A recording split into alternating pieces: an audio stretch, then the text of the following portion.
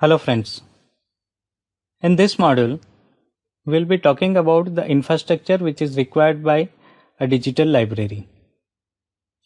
In this module, we will see that what are the server-side components and what are the client-side components in terms of hardware as well as software. We will also see several digital library packages. And in the end of this chapter, we'll be discussing about role of cloud computing. Well, we all know that the primary objective of digital library is to meet the information needs of its users.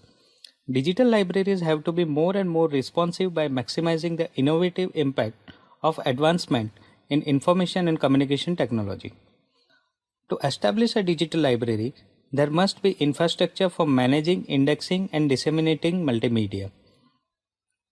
A scalable technical infrastructure needs to be carefully planned to meet the functional requirement of a digital library. Hardware, server allocations, database and distribution approaches, network infrastructure, and bandwidth considerations are key in establishing the digital library as a resource that teachers, students, researchers, and the general public regards as reliable. First of all, we will talk about network and computing infrastructure. Establishing a digital library requires a great deal of computer, that is both software and hardware, and the network infrastructural components. There are no turnkey monolithic systems available for digital libraries. The digital libraries are a collection of disparate systems and resources connected through a network and integrated within one interface, and currently the de facto standard is web interface. Use of open architecture, standard, and protocols make it possible that the pieces of required infrastructure, be it hardware, software, or accessories, are gathered from different vendors and integrated to construct a working environment. While some of the components required for establishing digital library would be internal to the institution, but several others would be distributed across the internet, owned and controlled by a large number of independent players.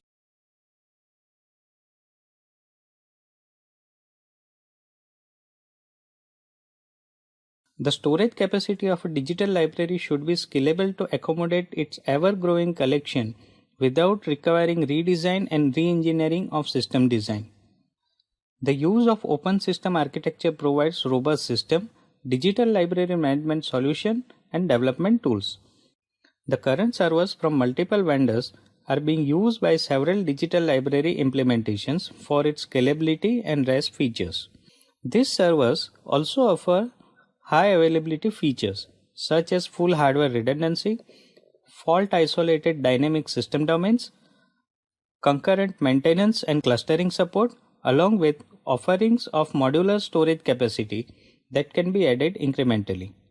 A typical digital library in distributed client server environment consists of hardware and software components at server side as well as client side.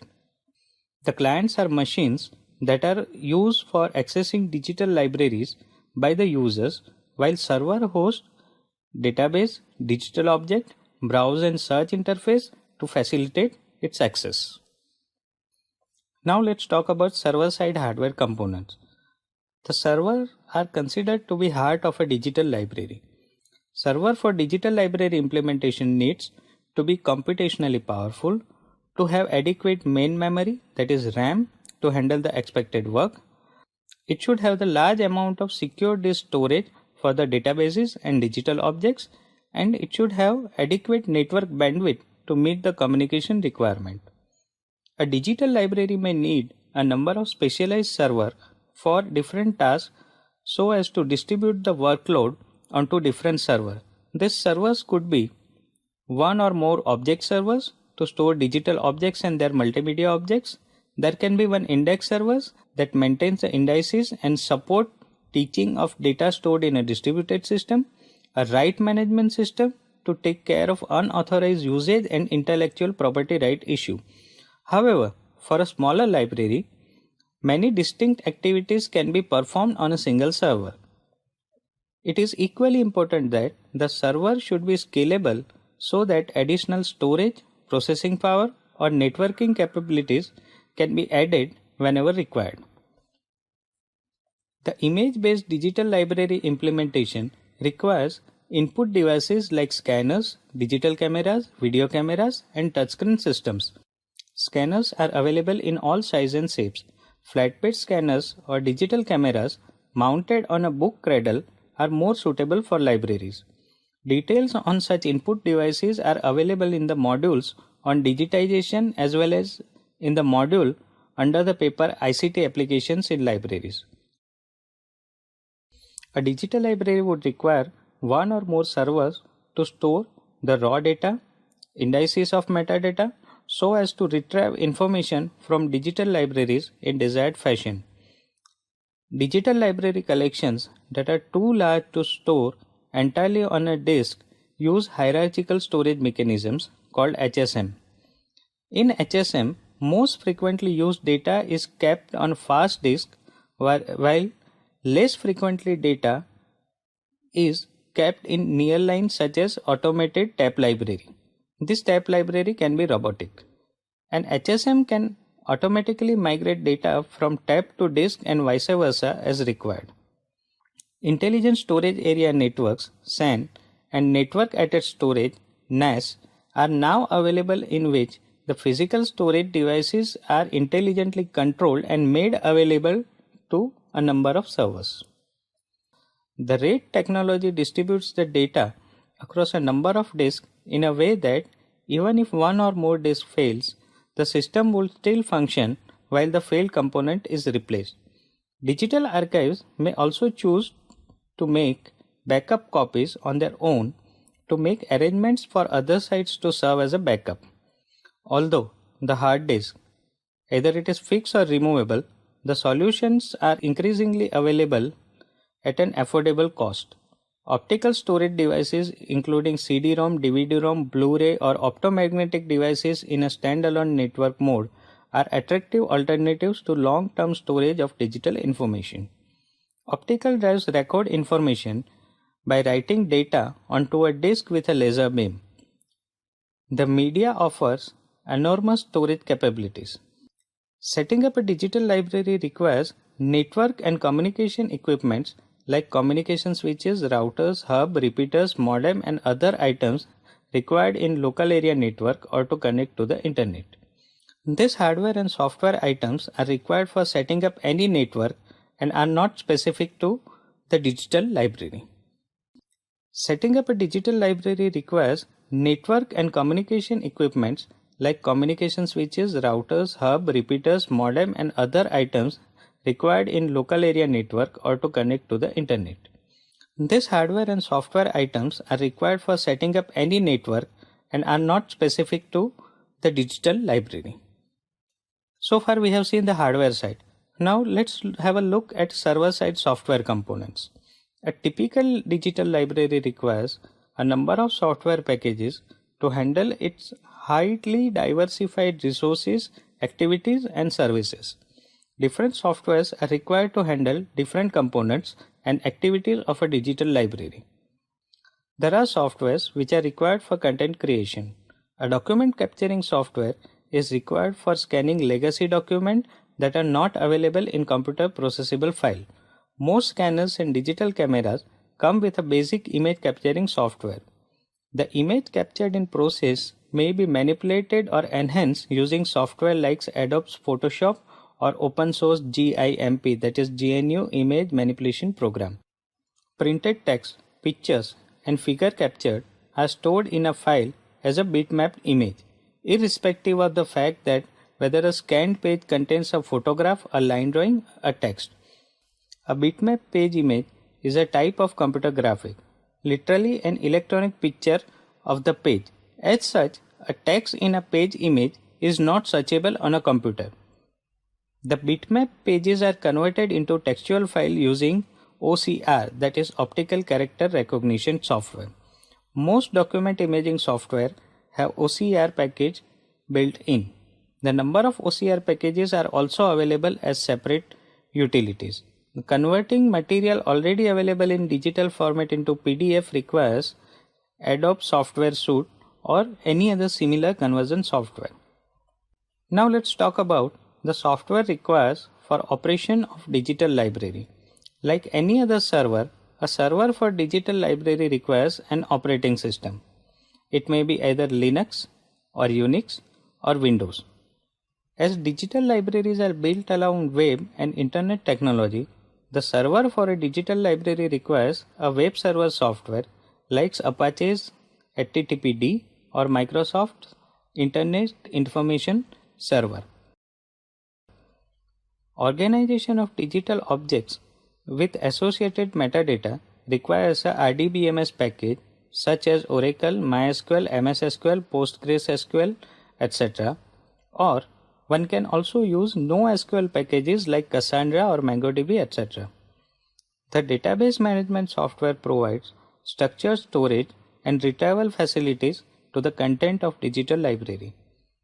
Further, a digital library requires a search engine connected to the database to support searching of digital objects stored in it.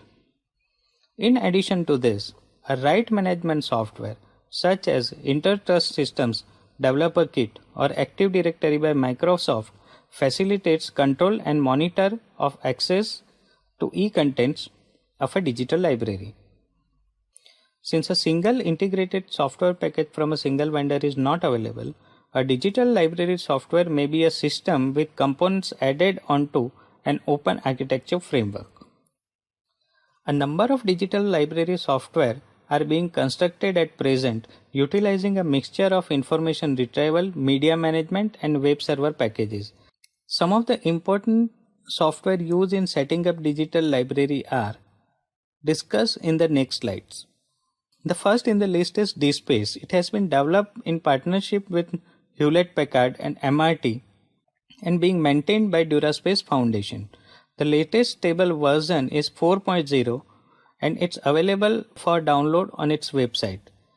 The DSpace captures, stores, indexes, preserves and redistributes the intellectual output of an institution research faculty in digital formats. DSpace accepts all forms of digital material including text, image, video and audio files. The possible content may include articles and preprints, technical reports, working papers, conference papers, e-thesis, dataset, images, audio file, video file, learning object, reformatted digital library collection. That means almost everything. The Greenstone Digital Library GSDL is a suite of software that has ability to serve digital library collection and build new collections. It provides a new way of organizing information and publishing it over internet or on CD-ROM. It has been produced by New Zealand Digital Library Project at University of Waikato and distributed in cooperation with UNESCO and Humanities Library Project. It is open source software available from greenstone.org under the terms of GNU Public License. GNU ePrints is an open source digital library software package designed preliminary to create institutional repositories. The default configuration creates a research papers archive. It was developed at Electronics and Computer Science Department of the University of Southampton. GNU ePrints is freely distributable and subject to GNU General Public License. The Content DM from OCLC is a multimedia software suite that provides easy loading, management, and access to media archives in a library. It provides tools to assist with every phase of collection development. Content DM can handle databases with millions of objects. The Fedora Flexible Extensible Digital Object Repository Architecture repository system is an open source digital object repository system developed jointly by University of Virginia Library and Cornell University and now being maintained by DuraSpace Foundation. The Fedora project is devoted to the goal of providing open source repository software that can serve as foundation of many type of information management system. The software demonstrates how to distribute digital information management can be deployed using web-based technologies including XML and web service. So far we have seen server-side hardware and software components. Now let's have a look at client-side hardware and software components. As told earlier, clients are the machines that reside on users' desk or laptops or tablets. The planners of digital library need to prescribe minimum level of hardware and software that a user would require so as to achieve efficient and effective interaction with the digital library. Most digital library require an internet-enabled multimedia PC or a tablet equipped with internet browsers like Internet Explorer, Mozilla Firefox or Google Chrome as their clients. The client-side PC may also require following group of software packages or plugin to be downloaded from format-specific deliverable from a digital library. The software listed here are based on their categories. You need internet browser, PDF readers, you need a software for playing audio and video files, you may need a file transfer client, you may need software for display and printing of Word, PowerPoint and Access document, you need an image viewer as well as image manipulation and editing program as well as video editing program. The cloud computing can be understood as a way to use off-site computer processing power to replace content creation and servers that were traditionally hosted on-site. Cloud computing allows content creation to be made when data and software application resides on and are drawn from the network rather than locally on any workstation. The cloud computing can be advantageous and it will increase the ability of a library to try out new software without having to buy the hardware as well as being able to scale the computing power to meet the demand of users. A library can increase quantum of cloud computing they require by contacting the vendor instead of physically acquiring new hardware to meet the increased demands. The general advantages of having digital library on cloud are compliant facilities and processes, cost effectiveness, enterprise-grade service and management, faster provisioning of systems and applications, flexible and innovative, flexible and resilient in disaster recovery, highly secured infrastructure, reduced hardware and maintenance cost, round-the-clock access, simplicity of integration, and simplified cost as well as consumption model.